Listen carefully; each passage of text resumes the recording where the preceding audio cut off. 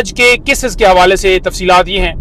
ایک تو آج خان صاحب کی 6 پری ریس بیل جو ہیں وہ ڈسٹرکٹ کورٹ کے اندر سماعت کے لیے فکس تھیں. ایک سابقہ خاتون اول بشرا بی بی صاحبہ کی پری ریس بیل اور 6 خان صاحب کی پری ریس بیلز وہاں پر لگی ہوئی تھیں. یہ 9 مئی کے حوالے سے کچھ ضمانتیں جو ابھی پینڈنگ ہیں جو کنفرم نہیں ہوئی، اور ایک جیلی رسیدوں کے حوالے سے جو ایف آئی آر درج ہوئی تھی خان صاحب اور بشرا بی بی کے اوپر، تو وہ آج ان میں عبوری ضمانتیں جو ہیں ان کی درخواستوں کے اوپر آج سماعت تھی. تو اس میں لاسٹ ہیئرنگ کے اوپر بھی جج صاحب نہیں تھے، اس ہیئرنگ کے اوپر بھی جج صاحب نہیں تھے، اور اس سے پچھلی ہیئرنگ کے اوپر بھی جج صاحب نہیں تھے. وہ کیوں نہیں تھے؟ کیونکہ اس جج کا ٹرانسفر جو ہے وہ ہو چکا ہے. تو جب ٹرانسفر ہو جاتا ہے تو نیا جج تعینات کیا جاتا ہے. نہ نیا جج تعینات کیا گیا، نہ کسی اور کے پاس یہ کیسز بھیجے گئے. یہ بلا وجہ لٹکائے جا رہے ہیں. یہ کیوں لٹکائے جا رہے ہیں؟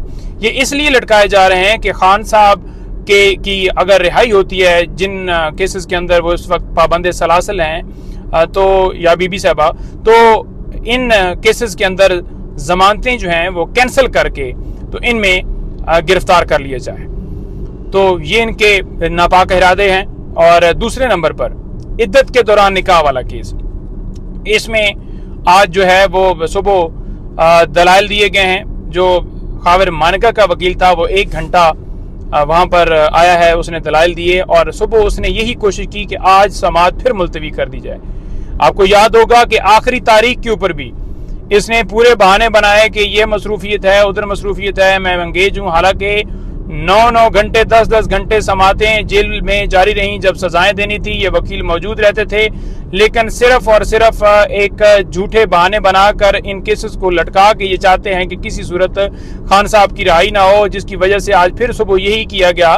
لیکن جب ہماری طرف سے انسسٹ کیا گیا عدالت میں کہ آپ نے جو ہے وہ لاسٹ ہیئرنگ کے اوپر یہ کہا تھا کہ اس جو اگلی یعنی کہ 24 جو آج کی تاریخ تھی کہ ان جو ہے اس کیس کے اندر فیصلہ دیا جائے گا، تو لہٰذا آج فیصلہ دیا جائے. تو آج پھر 2 بجے کے لیے اس کیس کو رکھا گیا. لیکن 2 بجے وہی اس نے کیا جو اس کا پلان تھا. اس نے اپنے جونیئر کو بھیج دیا کہ جناب رضوان عباسی صاحب بزی ہیں، تو لہٰذا جو ہے سماعت ملتوی کی جائے. ہمارے جو ہے وہ پرزور اصرار کے باوجود کہ آج اس کے اوپر ان کو بلا کر فیصلہ دیا جائے. ویسے تو عدالتیں 4 بجے کے بعد بھی کھلی رہتی ہیں، اور اس وقت کوئی 2 سوا 2 کا ٹائم تھا، 2:30 بجے ڈیٹ ہوئی ہے.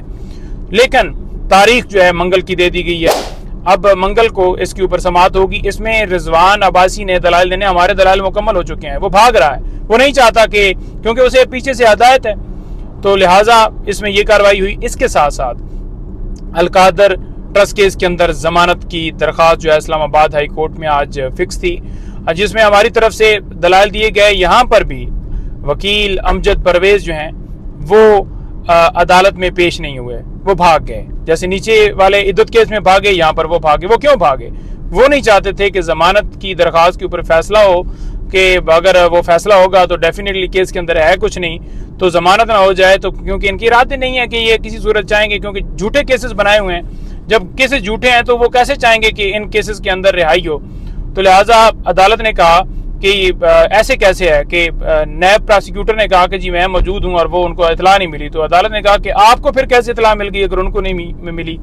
تو جب آپ کو مل گئی ہے تو انہیں بھی یہ کیسی بات ہے؟ تو لہٰذا انہوں نے کہا جی کہ کھوسا صاحب آپ دلائل جاری رکھیں. تو دلائل دیے گئے، آج ہماری طرف سے دلائل دے دیے گئے ہیں کہ ایک 190 ملین جو ہے پاؤنڈ جس کا ایک جھوٹا کیس بنایا گیا ہے کہ وہ جیسے خان صاحب کے اکاؤنٹ میں آئے تھے، وہ بتایا گیا عدالت کو کہ وہ سپریم کورٹ کے وہ اکاؤنٹ میں پیسے آئے تھے اور سپریم کورٹ نے اکاؤنٹ کھولا تھا، اور اس کے بعد وہ پیسے جو ہیں سپریم کورٹ میں آئے تھے، اور بتایا گیا کہ وہ پیسے اس وقت جو ہیں وہ ٹرانسفر ہو چکے ہیں، حکومت کے پاس چلے گئے ہیں. لیکن اس کے باوجود یہ ایک جھوٹا کیس چلایا جا رہا ہے. القادر ٹرسٹ جو ہے جو بنایا گیا وہ صرف اور صرف وہاں پر اسلامی تعلیم دینے کے لیے بنایا گیا، اور اس میں خان صاحب اور بی بی صاحبہ ٹرسٹی ہیں. کوئی ایک فائنینشیل بینیفٹ کا ان کے اوپر نہیں ہے کہ کوئی انہوں نے اپنے اکاؤنٹ بنایا ہو جس کے اندر کوئی پیسے جاتے ہوں یا کوئی ایک چیز بھی وہ ثابت کریں. بس وہ ایک کہانی بنا کر اور بغیر ہمیں سنے، بغیر ان کے وکلاء کو سنے، بغیر ان کو دفاع کا موقع دیے ان کیسز کے اندر سزائیں سنائی گئیں. تو لہٰذا آج اس میں ہماری طرف سے دلائل مکمل ہو گئے، اور نیکسٹ یعنی کہ سوموار کو اس کیس کے اندر جو دلائل ہیں وہ اب جو ہے ان کی طرف سے دیے جائیں گے، سرکار کی طرف سے۔ یہی آج کی اپڈیٹس ہیں۔ ملٹری کے حوالے سے آپ نے دیکھ لیا کہ ملٹری ٹرائل کسی صورت جو ہے وہ نہ آئین اجازت دیتا ہے، کوئی قانون، نہ ہی اس طرح کا کسی جگہ کے اوپر کوئی ہم الاؤ کرنے کا وہ سمجھتے ہیں کہ کوئی جواز ہے، کیونکہ کسی صورت سویلین کا ملٹری ٹرائل ہو ہی نہیں سکتا۔ تو لہٰذا سویلین کا ملٹری ٹرائل کیا جا رہا ہے، اور اس ٹرائل کے ذریعے جناب سزائیں جو ہے وہ سنائی گئی ہیں۔ پہلے جو عدالت نے کہا تھا کہ آپ فیصلہ کریں، آپ جن کی رہائی ہو سکتی ہے ان کو رہا کریں، تو اس کے اندر فیصلہ کر کے جو ہے وہ سزائیں سنائی گئیں۔ تو لہٰذا ملٹری ٹرائل کے حوالے سے آج جو سماعت تھی اس میں آپ نے ساری اپڈیٹ دیکھ لیں، اور جو ہے وہ ملک کے اندر جو ہے وہ قانون اور آئین کی دھجیاں اس طرح سے اڑائی جا رہی ہیں کہ عدالت کو چاہیے تھا کہ جب تک فیصلہ نہیں ہو جاتا سپریم کورٹ میں تب تک ان کی کسٹڈی جو ہے وہ سویلین کے پاس بھجوائی جائے۔